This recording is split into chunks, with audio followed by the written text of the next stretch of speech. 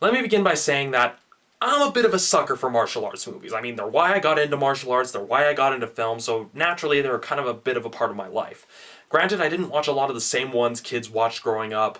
I was more of a fan of the wushu films like Hero or Crouching Tiger rather than the more traditional US-oriented like beat-em-ups that have both action scenes with punches and kicks and like car chases and guns and stuff. I was more of a fan of martial arts films that stuck to more of the philosophy and the technique of the style, and not really bog it down with some of the more American concepts.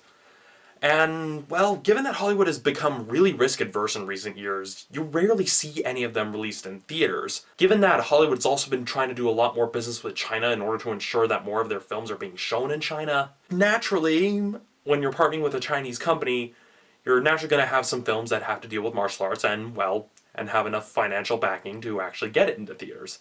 So RZA is really playing quite a few cards that are going to work in his favor here. Well, that being backed by Quentin Tarantino probably doesn't hurt either.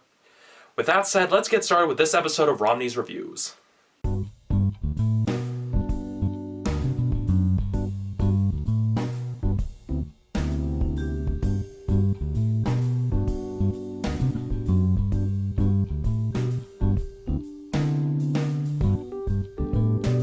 Now, the story of this film takes an omniscient point of view, which a lot of films tend to do that nowadays, but it's rare when you actually see them do it right. I mean, sure, you have the traditional sense where it's like hero villain, but in this case it kind of bounces between like multiple characters. I mean, you've got the Lion Clan, you've got Zen Yi, you've got the blacksmith, and you've got, well, Russell Crowe's character.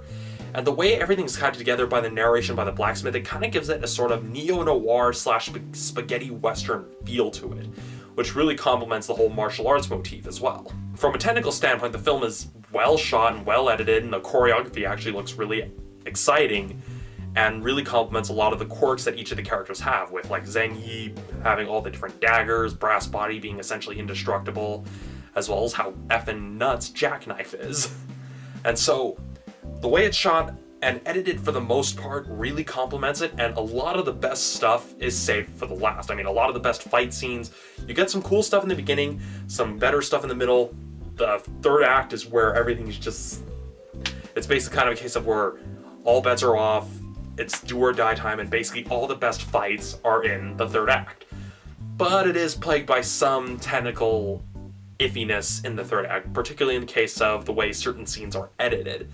I mean, for the most part, the film takes a very traditional, contemporary, it's kind of weird, but it takes a very standard approach to storytelling. But in the third act, it almost kind of takes a page from Ang Lee, but in the bad way, and like in the sense of the Ang Lee Hulk movie, where it kind of tries to do the comic panel thing where the screen is split up into different sections. The first time you're just like, okay, well that was weird, but then when you see it throughout that entire third act, you're just like, okay, this is kind of weird, and it really clashes with the rest of the film. It's not as bad as, say, like, well, Alex Cross, but it is a case of where you're just like, okay, well, that's a little too odd. Other than the editing messiness in the third act, it's still shot and edited pretty well. Choreography is good. It's good from a technical standpoint. Now, the story, I both liked and disliked the omniscient approach to it. I mean, I always find it kind of weird when characters narrate over events that they weren't actually there for.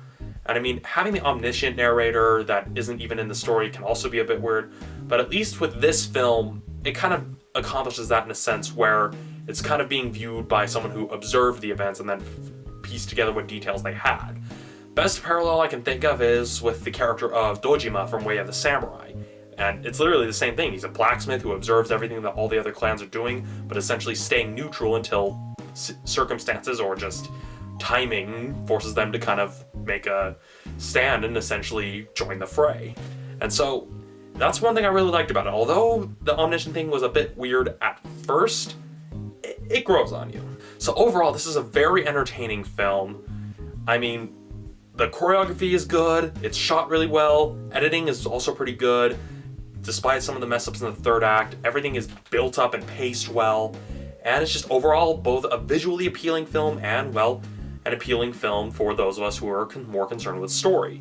So if you're a fan of martial arts movies, if you're a fan of the dark, gritty pulp fantasy that not only treats you like an adult, but also treats you like an intelligent adult, then you'll really enjoy this film.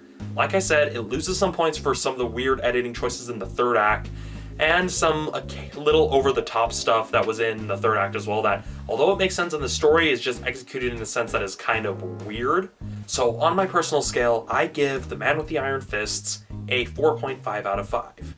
Like I said, it loses some points for the editing hiccups in the third act, but otherwise, it's a great film. I highly recommend it. And that's it for this week's episode of Romney's Reviews, or, well, episodes, given that there's 2 this week.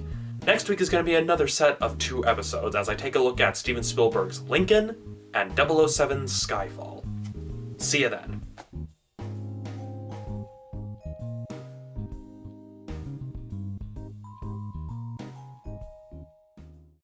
If you're wondering why I'm trying to keep my voice down, I'm getting over a cold, that and, well, my 2-year-old niece is staying over at this house and she's literally asleep in the next room.